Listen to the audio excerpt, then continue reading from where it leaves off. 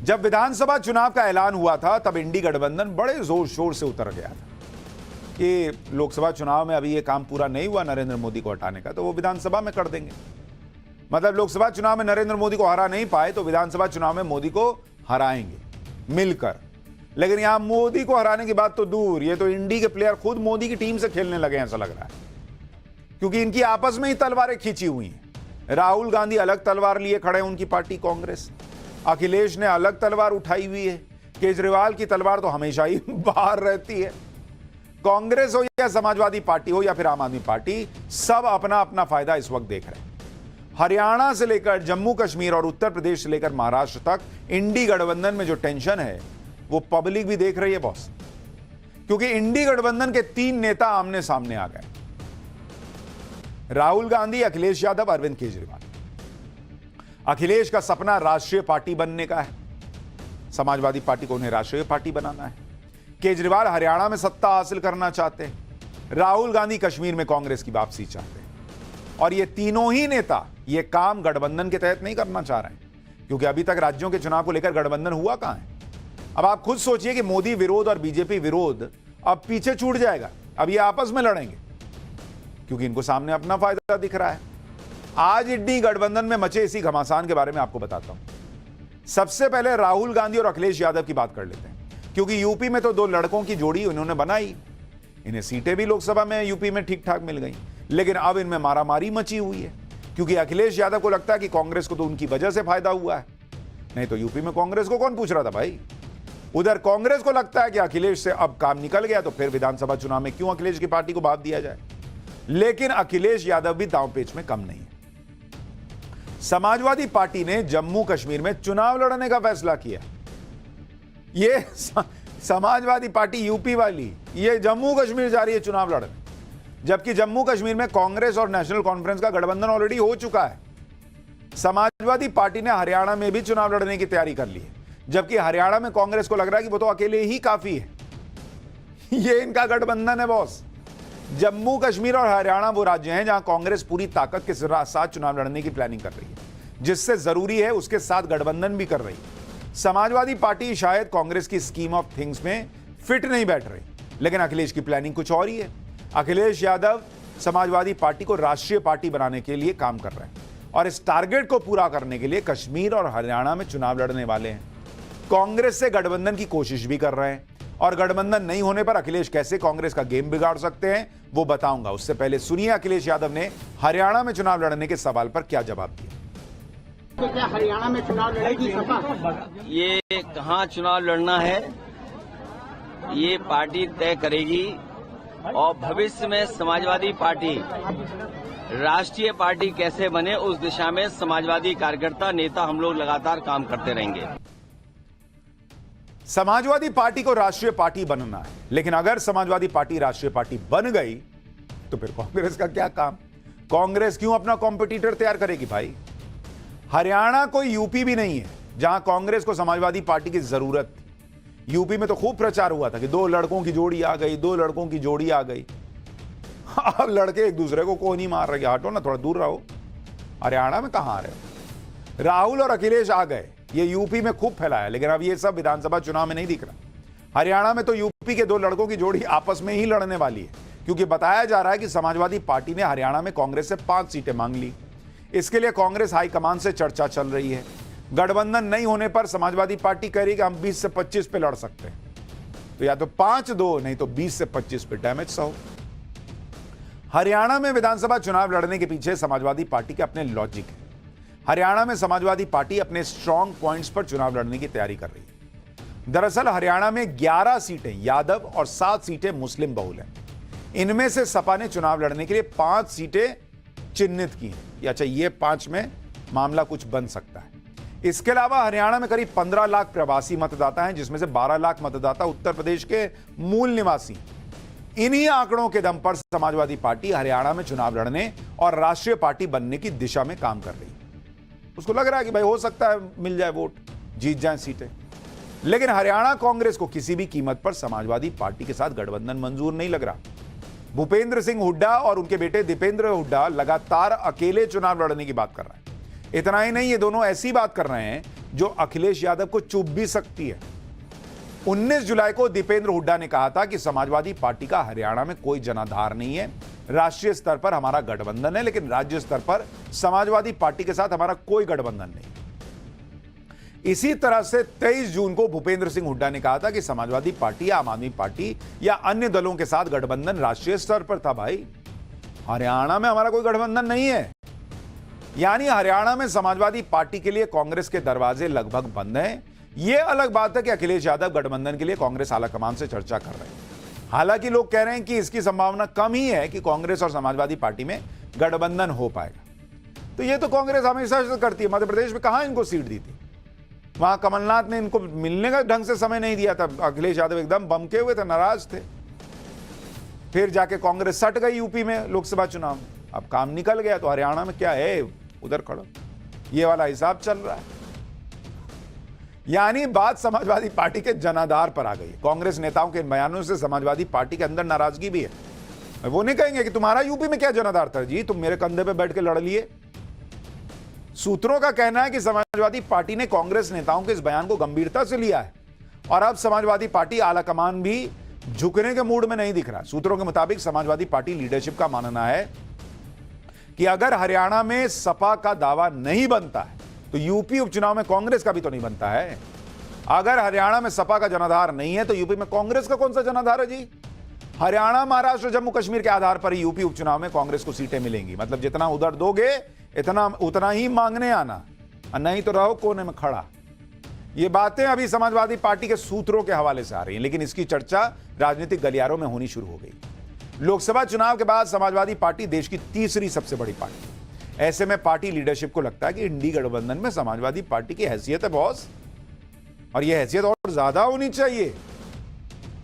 Samajwadi party का अगर यह मानना है कि उपचुनाव में कांग्रेस का जनाधार नहीं है तो इसके पीछे समाजवादी पार्टी के पास लॉजिक है, और वो लॉजिक है उपचुनाव वाली सीटों पर कांग्रेस का प्रदर्शन।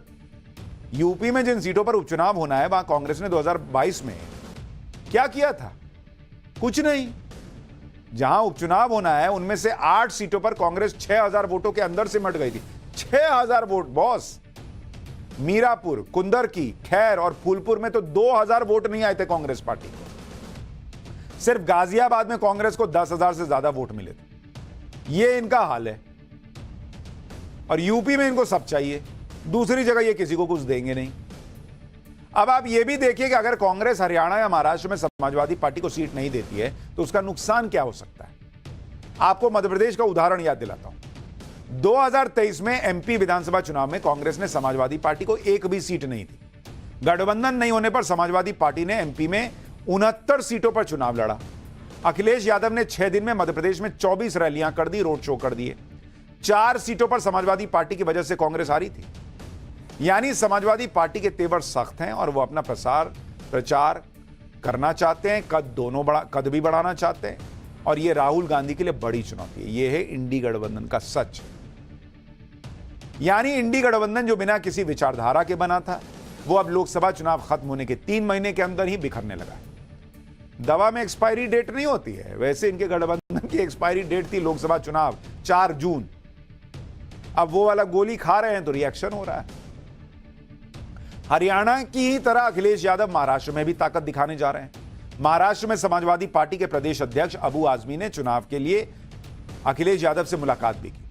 किन सीटों पर चुनाव लड़ना है उस पर चर्चा हुई है। यानी अखिलेश यादव ने महाराष्ट्र में चुनावी जंग का ऐलान कर दिया। अखिलेश के इस फैसले से महाराष्ट्र में इंडी गठबंधन को तगड़ा डेंट पड़ सकता है। महाराष्ट्र में भी अखिलेश यादव ने महाविकास अघाड़ी के सामने अपनी डिमांड रख दी।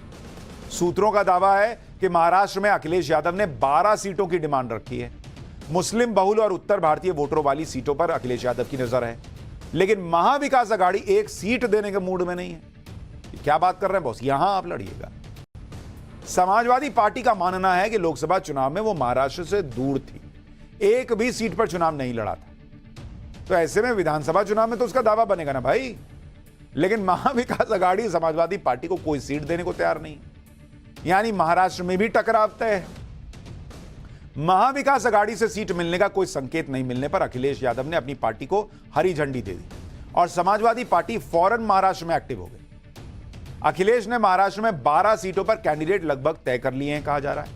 अखिलेश यादव ने पीडीए के तहत 4 वरिष्ठ नेताओं को महाराष्ट्र चुनाव में प्रभारी बनाया है, जिनमें यूपी के नेता प्रतिपक्ष माता प्रसाद पांडे, जौनपुर के विधायक लकी यादव, विधायक तूफानी सरोज, विधायक इंद्रजीत सरोज ये भी शामिल है। पीडीए के हिसाब से प्रवासी मतदाताओं और मुस्लिम बहुल सीटों पर समाजवादी पार्टी का फोकस है।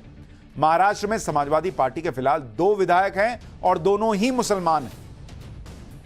समाजवादी पार्टी जिस स्तर पर महाराष्ट्र में तैयारी कर रही है, उससे महाविकास आघाड़ी में बेचैनी बढ़ गई कि भाई जीतेंगे नहीं लेकिन वोट तो काट ही ना देंगे। इसी तरह समाजवादी पार्टी ने जम्मू कश्मीर में भी चुनाव लड़ने का फैसला किया। कोई जगह नहीं छोड़ रहे हैं अखिलेश यादव, हर जगह रुमाल डाल दिया कि मैं भी बैठूंगा। जम्मू कश्मीर का हाल आपको बताता हूं, वहां समाजवादी पार्टी क्यों अकेले लड़ने वाली है। जम्मू कश्मीर में कांग्रेस और नेशनल कॉन्फ्रेंस का गठबंधन हो चुका है, वो तो सीट शेयरिंग करके बैठे, जिसके मुताबिक नेशनल कॉन्फ्रेंस 51 सीट पर लड़ेगी, कांग्रेस 32 पर लड़ेगी। पैंथर्स पार्टी को 1 सीट, सीपीआई-एम को 1 सीट। इसके अलावा 5 सीटों पर फ्रेंडली फाइट होगी। बनिहाल, डोडा, भद्रवा, नगरोटा और सोपोर में कांग्रेस और नेशनल कॉन्फ्रेंस दोनों के कैंडिडेट उतरेंगे और लड़ेंगे। तो गठबंधन भी है और कुछ जगहों पर फ्रेंडली मैच खेल रहे हैं। कौन सा फ्रेंडली मैच बॉस? बाकी जगह हम साथ हैं और यहां पे नहीं, ना यहां हम लोग आपस में खेल रहे हैं। यानी जम्मू कश्मीर में सीटों का मामला पूरी तरह से जैसा भी कहिए घुमा फिरा के लॉक हो गया है। वहां समाजवादी पार्टी के लिए कोई गुंजाइश ही नहीं है, इसलिए अब वो अकेले चुनाव मैदान में उतरे। हालांकि कांग्रेस और नेशनल कॉन्फ्रेंस में जो गठबंधन हुआ है वो पूरी तरह से फूल प्रूफ नहीं है, क्योंकि उमर अब्दुल्ला जैसी बातें कर रहे हैं उससे तो यही लग रहा है जैसे नेशनल कॉन्फ्रेंस ने गठबंधन करके कांग्रेस पे एहसान किया है। सुनिए उमर अब्दुल्ला को, फिर आपको समाजवादी पार्टी की तैयारी दिखाऊंगा, बताऊंगा। पिछले दिनों कांग्रेस के साथ हाथ मिलाने का फैसला किया, हालांकि हमारे लिए वो फैसला इतना आसान नहीं था। हमारे लिए उन सीटों को कुर्बान करना जहां पे हम जानते थे कि अगर कोई मुकाबला दे सकता है वो नेशनल कॉन्फ्रेंस मुकाबला दे सकती है, लेकिन क्योंकि हम चाहते थे कि बीजेपी के खिलाफ खासकर जम्मू के निचले इलाकों में, रजौरी में, पुंछ में कांग्रेस और हम जो है मिलके उन ताकतों का मुकाबला करें, तभी हमने जाके यहां पे कुछ सीटें जो है नेशनल कॉन्फ्रेंस की झोली से निकाल के कांग्रेस की झोली में डाल दी। सुन रहे हैं, नेशनल कॉन्फ्रेंस की झोली से निकाल के कांग्रेस को दी। हालांकि कांग्रेस पूरी कोशिश कर रही है कि जम्मू कश्मीर में बीजेपी को रोका जाए, जिससे कांग्रेस ये मैसेज दे सके कि आर्टिकल 370 हटने से लोग खुश नहीं है और बीजेपी को हरा दिया। लेकिन अखिलेश यादव की महत्वाकांक्षा राष्ट्रीय पार्टी की, इसलिए जम्मू कश्मीर में राहुल वर्सेस अखिलेश होना तय है। 26 अगस्त को अखिलेश ने जियालाल वर्मा को जम्मू कश्मीर का प्रदेश अध्यक्ष बनाया। जियालाल वर्मा जम्मू कश्मीर के सांबा के रहने वाले। प्रदेश अध्यक्ष बनने के बाद जियालाल वर्मा ने संगठन खड़ा करना शुरू कर दिया। जियालाल वर्मा के मुताबिक आखिरी 2 चरणों के चुनाव में पार्टी लड़ेगी। 10 सीटों के लिए आवेदन आ चुके हैं और पार्टी 7 सीटों पर लड़ सकती है। यानी जम्मू कश्मीर में अब कांग्रेस के साथ साथ समाजवादी पार्टी का मुकाबला तय है और ऐसे में कांग्रेस नेशनल कॉन्फ्रेंस गठबंधन को परेशानी आ सकती है। हालांकि अखिलेश यादव ने कहा था कि वो कांग्रेस और नेशनल कॉन्फ्रेंस का साथ देंगे, लेकिन चुनाव लड़कर वो कैसा साथ दे रहे हैं या देंगे ये तो समझ से परे। यानी बात कुछ और करना कुछ और। इंडी गठबंधन में हो रहे चुनावी घमासान में तीसरे नेता हैं अरविंद केजरीवाल, जो फिलहाल तो जेल में है, लेकिन हरियाणा और कश्मीर में कांग्रेस के लिए मुश्किलें बढ़ा सकते हैं। आम आदमी पार्टी हरियाणा की सभी सीटों पर चुनाव लड़ने वाली है। दिल्ली और पंजाब के बाद आम आदमी पार्टी का फोकस हरियाणा पर है और हरियाणा में तो आम आदमी पार्टी ने बीजेपी के साथ कांग्रेस पर भी हमला करना शुरू कर दिया है। आम आदमी पार्टी का कहना है कि वो हरियाणा की सभी सीटों पर चुनाव लड़ेगी। ऐसा होने से हरियाणा में कांग्रेस को दिक्कत होना तय है, क्योंकि आम आदमी पार्टी जहां भी चुनाव लड़ती है कांग्रेस का ही वोट काटती है। दिल्ली और पंजाब इसके उदाहरण हैं, जहां आम आदमी पार्टी ने कांग्रेस को ही हराकर सत्ता हासिल की। इसके अलावा गुजरात में कांग्रेस का वोट काटा आम आदमी पार्टी ने, छत्तीसगढ़ में काटा। हर जगह तो ये उतर के कांग्रेस का वोट काटते हैं। अब ये कांग्रेस की गलती है, उसके बाद भी अगर आप लोकसभा चुनाव में इनसे सट रहे हो तो इनका क्या नुकसान है? कांग्रेस का ना नुकसान है। आम आदमी पार्टी सिर्फ हरियाणा में ही कांग्रेस को झटका नहीं दे रही, बल्कि वो भी जम्मू कश्मीर में कांग्रेस के लिए परेशानी खड़ी कर रही। आम आदमी पार्टी ने जम्मू कश्मीर में चुनाव लड़ने का फैसला किया। आम आदमी पार्टी ने जम्मू कश्मीर के लिए अपने स्टार प्रचारकों की लिस्ट भी जारी कर दी, जिसमें केजरीवाल भी हैं सुनीता केजरीवाल भी हैं, भगवंत मान, संजय सिंह, राजगढ़ चड्ढा, मनीष सिसोदिया, आतिशी, सत्येंद्र जैन, सब इसमें लिस्ट में। आम आदमी पार्टी ने 40 नेताओं की लिस्ट बनाई है भाई, स्टार कैंपेनर की, कि ये कश्मीर में जाएंगे, जम्मू कश्मीर में जाएंगे, प्रचार करेंगे। तो सबने लोकसभा चुनाव खत्म होते अपनी अपनी तलवार निकाल लिए कि आओ काटिए, देखिए।